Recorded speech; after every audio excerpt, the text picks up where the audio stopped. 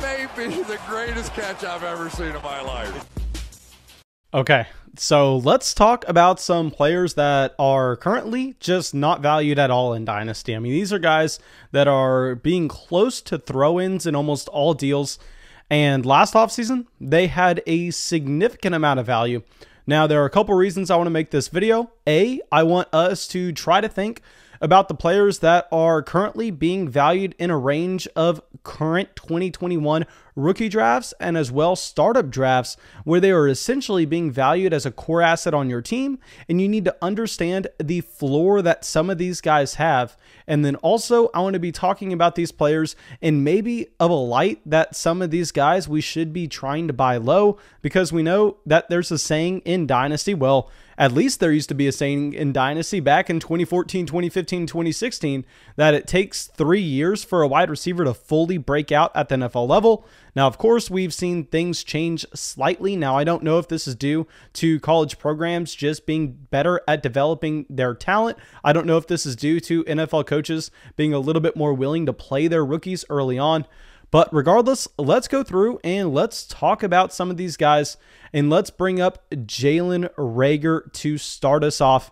And I just realized I am very sorry. We were supposed to make this announcement at the beginning, but our rookie draft guide is now live, an in-depth breakdown close to 100 pages on the current 2021 rookie draft class, what you're looking for with these players, and pretty much everything then when it comes to a per player evaluation. So please, if you want that rookie draft guide, make sure you shoot me a DM on Patreon. That is where we are going to be selling, quote unquote, selling the rookie draft guide. More so, we're just trying to continue to grow that Patreon community. So please shoot me a DM over there. But yeah, sorry, let's go back to Jalen Reagor. And here with Jalen Reagor, I mean, what's interesting is he currently has a price in Dynasty where it's about equivalent to what you were seeing with his redraft fantasy football price. Now, with Jalen Reagor, he is 22 years old still. That's one reason why a lot of people that were into metrics or into him coming out of TCU last year is that they were looking at Jalen Reagor and they were going, hey, this is a player that was productive. This was a player that was athletic. This is a player that did so at an early age, and they were willing to overlook the disappointing true junior season that you had from Jalen Reagor based on the quarterback play in that offense. Now, of course, I have a little bit more of an understanding of who Jalen Reagor was at TCU because we go to the University of Texas. I've seen Jalen Reagor play multiple times live. I followed the TCU offense quite well. And you remember back in 2019, I mean, his junior season there, they had a quarterback come into the game where I am not joking, and I understand that I look like a small child as well, but this kid was a true freshman quarterback. I don't remember his name. You can look it up, and he legitimately looked 15 years old. It looked like they put a 15-year-old in a Big 12 game throwing the ball to Jalen Reagor. So yeah, Reagor in college took that step back his true junior season, but it was because the quarterback play that he suffered. And really, we were kind of off Jalen Reagor based on a couple things. We were off Jalen Reagor based on the fact that we thought too many people were overrating how his athleticism was going to translate into fantasy production at the next level. I definitely preferred going after wide receivers like CeeDee Lamb, Jerry Jeudy, and then even a guy like Justin Jefferson that was going in that same range. But nonetheless, now it looks like almost everybody is off Jalen Reagor.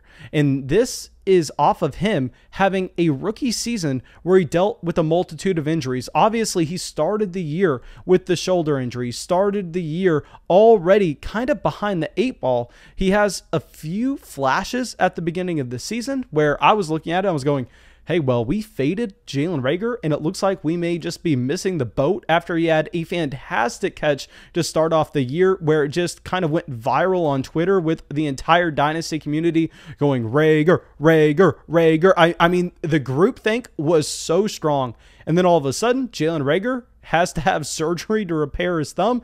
And now we are looking at him as a player that holds almost no dynasty value. I mean, this is someone that if you participate in our mock drafts that we're doing on the channel, he's going in rounds 11, 12, 13. Now, I will point out with Jalen Reagor that he hasn't had the best offseason. I mean, if you look at what the team has done around him, they commit to Jalen Hurts being the starting quarterback, coming from someone who drafted Jalen Hurts in like every single Dynasty Superflex rookie draft last year.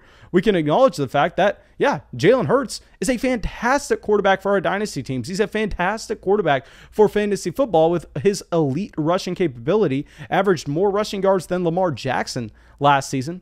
But if we were talking passing volume, you do not want your wide receiver playing in an offense where you have Jalen Hurts as the starting quarterback. Now, to go along with this, they also trade up to get Devonta Smith in the first round of this year's NFL draft. Now, this is significant because you look at Devonta Smith and he profiles to be someone that is not stretching the field. He profiles to be someone that is seeing a significant amount of targets in his respective offense. So now we're looking at Jalen Reagor and we go, hey, this is a player that projects to be the wide receiver 2 on an offense that isn't that high in passing volume. Really, that's a recipe for failure. That is really something you want nothing to do with.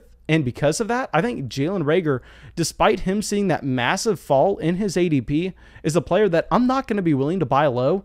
And I just want to point out the fact that with these rookie wide receivers, what you're finding now in Dynasty, when you have so many new people playing Dynasty, that their value has the potential to crater after a disappointing rookie season. It doesn't matter if they can use the excuse of, hey, we had no training camp. Hey, I was 21 years old. Hey, I dealt with multiple injuries and I had to get surgery halfway through the year. I mean, you see with Jalen Reagor that it doesn't matter. His value collapses regardless. And now, if you liked Jalen Reagor last offseason, I highly advise you going out and trading for Jalen Reagor at a discounted price. Now, last offseason, I didn't like Jalen Reagor, so I'm going to be willing to just kind of sit this one out because he was a player that I was never in on. But please let me know what y'all think in the YouTube comment section because, I mean, you are getting a massive discount on him. Now, of course, we had our own misses in our Dynasty rookie drafts last offseason. One of those misses, Henry Ruggs. Henry Ruggs, a player that I was chasing after. And you look at his ADP this year, and I mean, what's funny is he's going in a range in redraft leagues where it's about the same in Dynasty. I mean, you're looking at Henry Ruggs as also one of these rookie wide receivers that suffered an injury his rookie season. At only 21 years old, he showed flashes at the beginning of the season. He showed some flashes at the end of the year, but he was really never able to put everything together. What I want to focus in with Henry Ruggs compared to Jalen Reagor, though, is the fact that we can sit here and we can go, hey, Reagor had a very bad offseason. They bring in an alpha wide receiver 1. They commit to a quarterback that should not have a high passing volume. And on the flip side of this with Henry Ruggs, he's had a great offseason. I mean, you would be worried based on what the wide receiver room looked like last year that this would have been a team that would go out and get a Juju Smith-Schuster, that would go out and try to pursue a Kenny Golladay. Yet instead, they really commit to Henry Ruggs. They commit to Bryan Edwards. They commit to Hunter Renfrow. So that is going to be significant in how many snaps you should be expecting for Henry Ruggs this upcoming season. So you can look at disappointing rookie years from both Jalen Reagor and Henry Ruggs. And in my opinion, there's a clear guy that you want to buy into with the dip this offseason. You want to buy into Henry Ruggs, given the fact that you should most likely expect more passing volume in that offense. You also have the same excuse for why he was not productive his rookie season, in that we know Henry Ruggs was dealing with that hamstring injury. And with Ruggs, instead of his team going out and bringing in competition, they lose a few wide receivers in Nelson Agholor, in Tyrell Williams to NFL free agency. So there are more targets available in Las Vegas. Henry Ruggs should be healthy this upcoming year. He's only 22 years old. His redraft price is close to his dynasty price. So for all of those reasons, I'm going to be drafting Henry Ruggs. I'm going to be trading for Henry Ruggs. I think he comes at a decent price. And let's stay in the same offense. And you can say pretty much the same thing about Bryan Edwards here. Now, with Bryan Edwards, he was a player that I was kind of all out on. I really didn't want anything to do with Bryan Edwards, and it was laughable that people were kind of looking at the coach speak that we had during quote-unquote training camps, and really just the Raiders beat reporters were pumping up Bryan Edwards so much that you had people in the dynasty community that were advocating for you to draft Bryan Edwards over Justin Jefferson. You had people in the fantasy football community saying that Bryan Edwards was the better player over Jefferson. person. Now, of course, those people are never going to admit that at this time of the year. I wish they would show their faces. I wish they would admit to doing that. But regardless, we have to remember the kind of hype that Bryan Edwards had. I mean, it was ridiculous. It was out of hand. And now all of a sudden, I'm looking at the situation. I'm going, the situation is much, much better for Bryan Edwards. He has less competition for targets. He has another year to develop. And the price is a third of what it was last year. So in the case of Bryan Edwards, he's also a player that I would be willing to go out there and trade for some shares of him. And I will say, when you're trading for guys that are this far down your dynasty rosters, I mean, the worst thing you can do is DM an owner, say, hey man, what do you want for Bryan Edwards? I mean, if you're trying to trade for Bryan Edwards, you DM some owner asking for him. I mean, I'm telling you right now, that owner is not going to be willing to give him up cheaply. It's a very weird thing in a dynasty player's mind. Instead, what you need to be doing, you need to be taking one of your wide receivers. You need to be making an offer for one of your league mates' wide receivers in that same range. Just say you offer a Ja'Marr Chase for a CeeDee Lamb and Bryan Edwards on top of that. Because at that point, what you're going to find is your league mate is really not thinking about Edwards at all. He's completely overlooking at him, just looking at the two main pieces in the deal. So please, these guys that are really taking that massive dip, don't be treating them as the centerpieces in these trades, because at that point, you're not going to be getting much of a discount, because the owner is going to be really looking at that player going, hey, I liked him last year. And I know this is really dumb, and I know this is just anecdotal. I know I don't have any quote unquote evidence to back this up or numbers, but I promise you, I've made thousands of dynasty trades over since 2014. I've literally made thousands of trades. I know that that is a much easier way to get these guys that are going way later. Okay, so now let's talk about a player that we've talked about way too much this offseason, so we're going to keep it brief. Let's talk about Mecole Hardman. Now here, another player in Mecole Hardman. He's only 23 years old, and he is going significantly higher in redraft leagues than he's going in dynasty.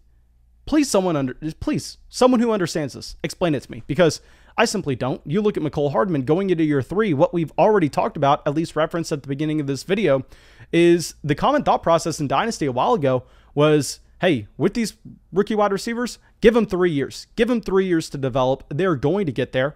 Yet in the case of Mecole Hardman, after 2 years being very disappointing in Kansas City, pretty much everybody's out on him.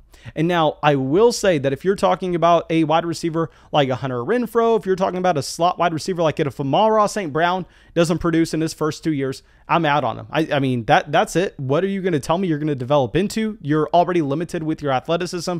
I mean, you were supposed to win on your route running coming in. So you can't really progress in your athleticism. We already know that your route running was there to begin with.